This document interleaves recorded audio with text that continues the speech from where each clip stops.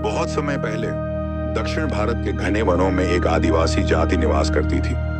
ये लोग न तो वेद शास्त्रों को जानते थे, न मंदिरों की मर्यादा को, लेकिन उनके जीवन में एक नैसर्गिक अनुशासन था, प्रकृति के साथ तालमेल और अपने पूर्वजों के प्रति सम्मान।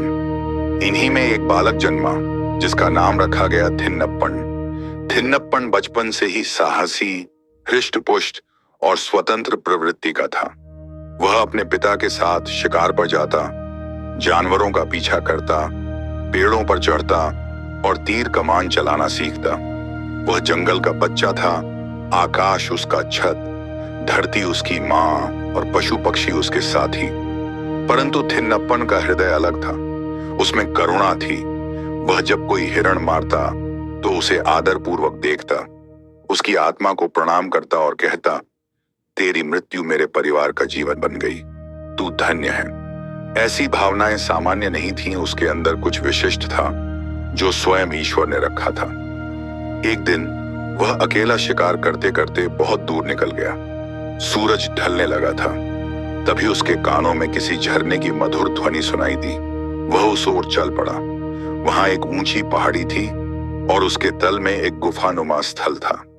जैसे ही वह उस गुफा के पास पहुंचा, उसे भीतर एक अद्भुत ऊर्जा का अनुभव हुआ, कुछ शांत, स्थिर परंतु अत्यंत बलशाली। उसने भीतर जाकर देखा, वहां एक शिवलिंग स्थापित था। शिवलिंग बहुत पुराना प्रतीत हो रहा था। उस पर बेलपत्र, पुष्प या चंदन नहीं था, लेकिन उसमें एक ऐसा तेज था जो थिन्नप्पन को भीतर तक छू गया।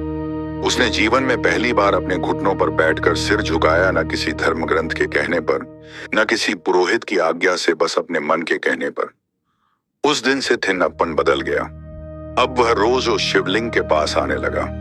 वह पहले नदी में जाकर अपने मुख में जल भरता, क्योंकि उसके पास कोई पात्र नहीं था।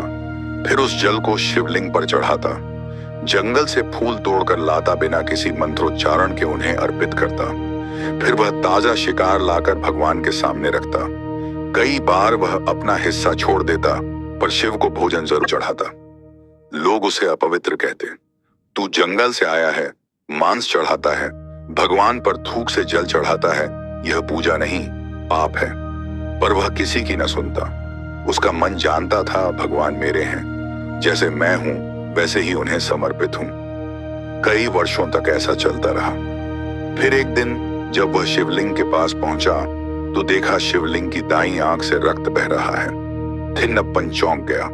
उसने भागकर पत्ते लाए, जल लाया, कोशिश की आंख धोने की, पर रक्त बहता ही गया। वह घबरा गया, उसकी आंखों से आंसू बहने लगे। हे मेरे प्रभु, आपको किसने कष्ट दिया? क्या मैं आपके लिए पर्याप्त नहीं हूं?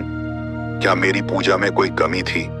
वह भागकर एक नुकीला तीर लाया, अपनी आंख के पास ले गया और फिर उसने अपनी एक आंख बाहर निकाल ली। पूरी पीड़ा के साथ खून बहता रहा, पर वह रुका नहीं। वह आंख अपने दोनों हाथों से उठाई और शिवलिंग की रक्तवती आंख पर रख दी। उसके बाद रक्त बहना बंद हो गया। थिन्नप्पन मुस्कुराया, अब आपको आराम मिलेगा प्रभु। लेकिन तभी उसने देखा कि शिवलिंग की दूसरी आंख से भी रक्त बहने लगा। अब वह पूरी तरह अंधा हो जाएगा, लेकिन वह डरा नहीं। उसने अपना दायां पांव शिवलिंग के पास टिकाया, ताकि उसे याद रहे कि दूसरी आंख कहां रखनी है जब देख नहीं पाएगा।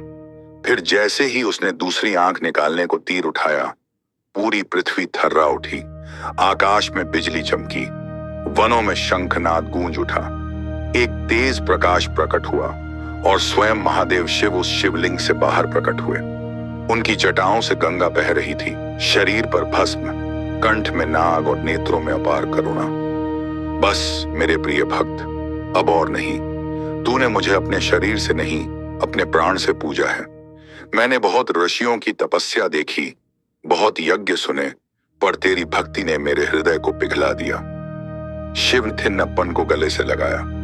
उसके शरीर से बहता रक्त रुक गया।